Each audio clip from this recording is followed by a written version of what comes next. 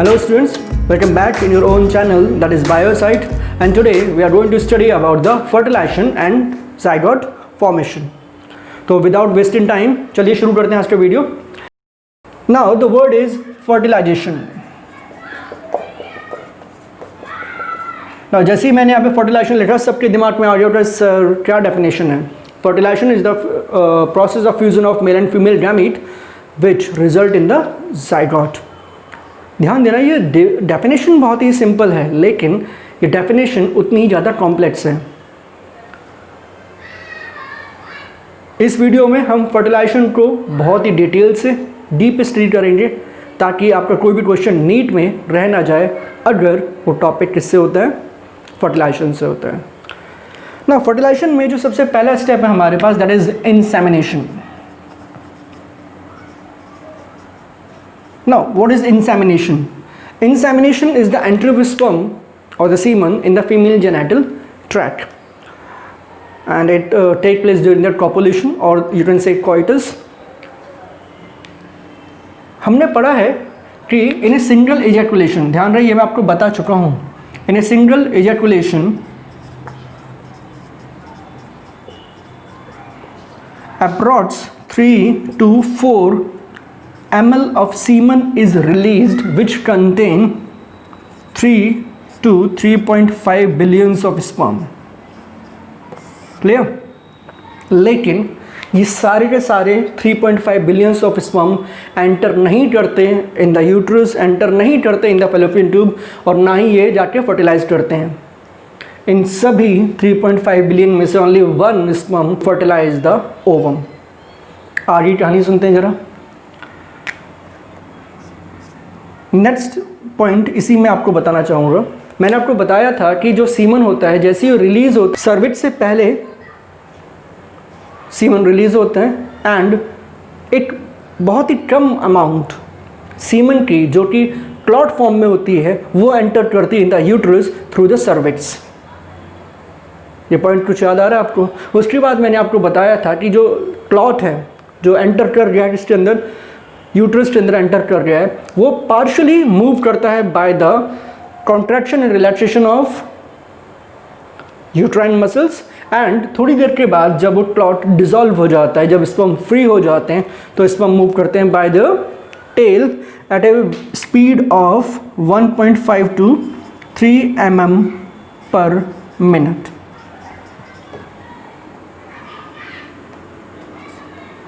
अब एक बहुत ही इंपॉर्टेंट क्वेश्चन आने वाला है आपके पास. स्पर्म को फर्टिलाइजेशन करने के लिए, स्पर्म को ओवम तक पहुंचने के लिए क्या कंडीशन चाहिए?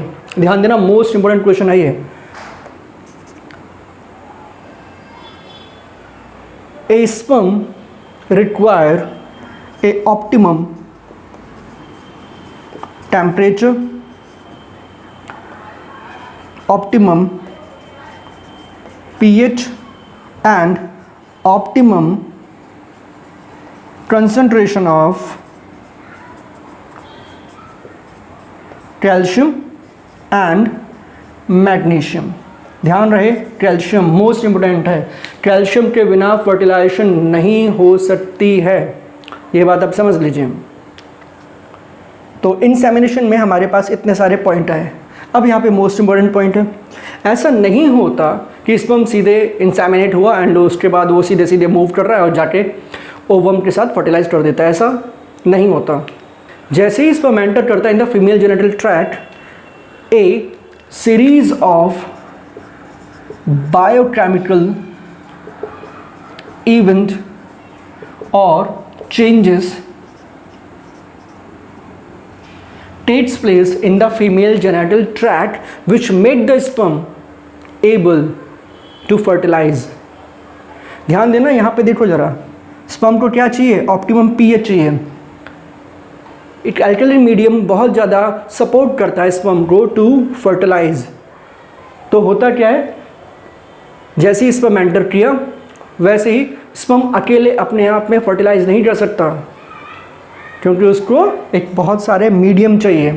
तो क्या होता है, जैसे इसमें एंटर किया फीमेल जेनिटल ट्रैक्ट के अंदर बहुत सारे चेंजेस आते हैं और वो चेंजेस क्या करते हैं, वो चेंजेस स्पर्म को कैपेबल बनाते हैं to fertilize, and this process is known as capacitation. ध्यान देना, मोस्ट इंपॉर्टेंट पॉइंट है ये। इस वीडियो को बहुत ध्यान से देखते रहना, क्योंकि इस वीडियो में ऐसे छोटे छोटे माइन्यूट्स पॉइंट आएंगे जो आपके लिए बहुत ज़्यादा इंपॉर्टेंट हैं, तो मिस मत करिए ना। कैपेसिटेशन वर्ड हो गया हमारे पास। अब क्या हो रहा है हमारे पास, जो स्पर्म था वो मूव कर रहा है टुवर्ड द फैलोपियन ट्यूब। अब यहाँ पे क्वेश्चन और आता है आपके दिमाग में। आपको पता है कि फीमेल में 2 ओवरी होती हैं और पर मंथ या फिर एक ओवरी अल्टरनेटिव मंथ्स पे ओवम प्रोड्यूस करती है, ओवुलेशन करती है। तो एक सवाल उठना लाजमी है कि सर स्पर्म को कैसे पता चलेगा कि we have to move toward the left और टुवर्ड द राइट। क्लियर? ये क्वेश्चन अच्छा है, जरा समझिए। एक्चुअली में ओवम की सरफेस के ऊपर, ओवम की सरफेस के ऊपर एक ग्लाइकोप्रोटीन होता है जिसका नाम है फर्टिलाइजिन, और ये फर्टिलाइजिन रिलीज होता है, कुछ केमिकल सीक्रेट करता है which attract the glycoprotein which are present over the sperm, and that glycoprotein which is present on the sperm is known as anti-fertilizin.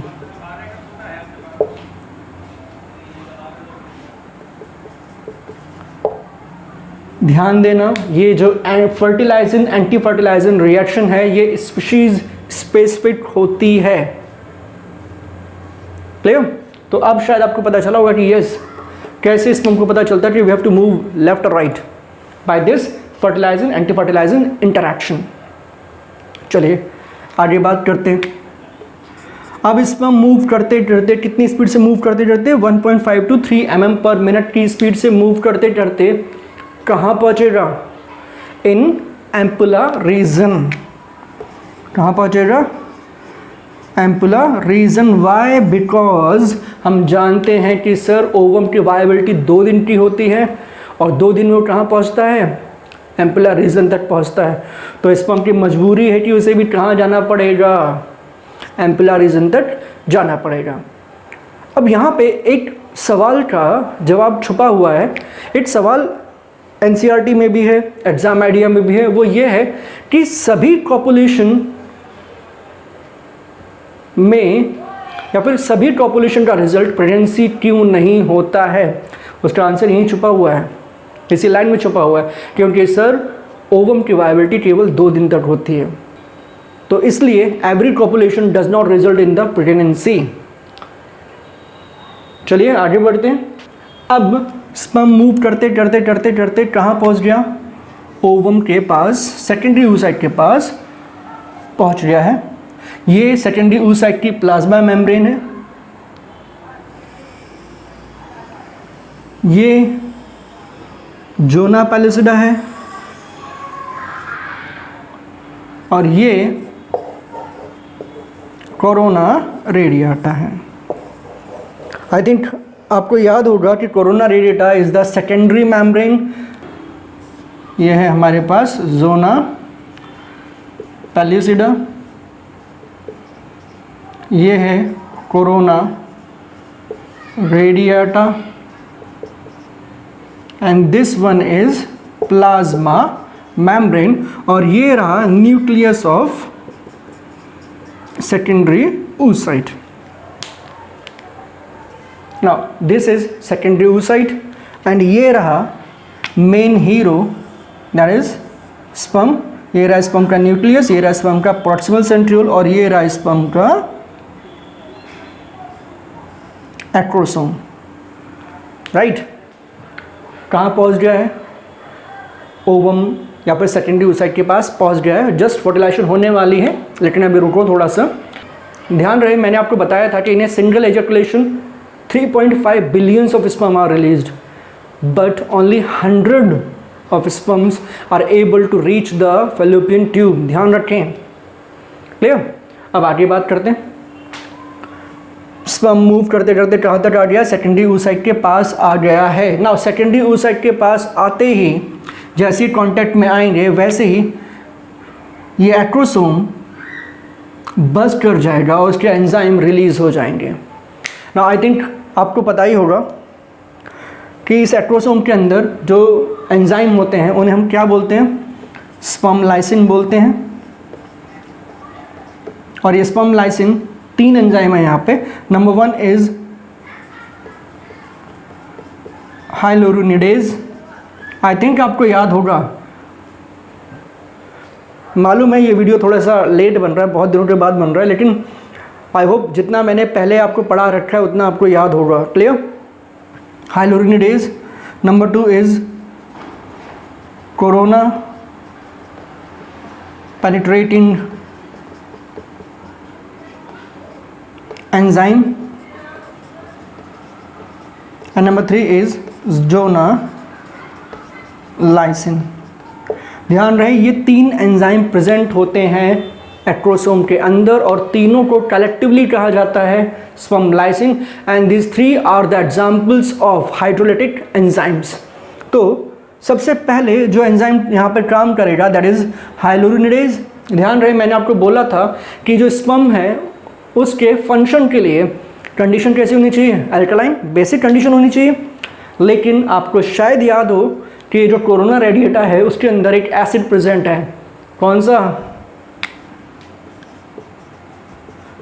Hyaluronic acid. I hope आपको याद होगा।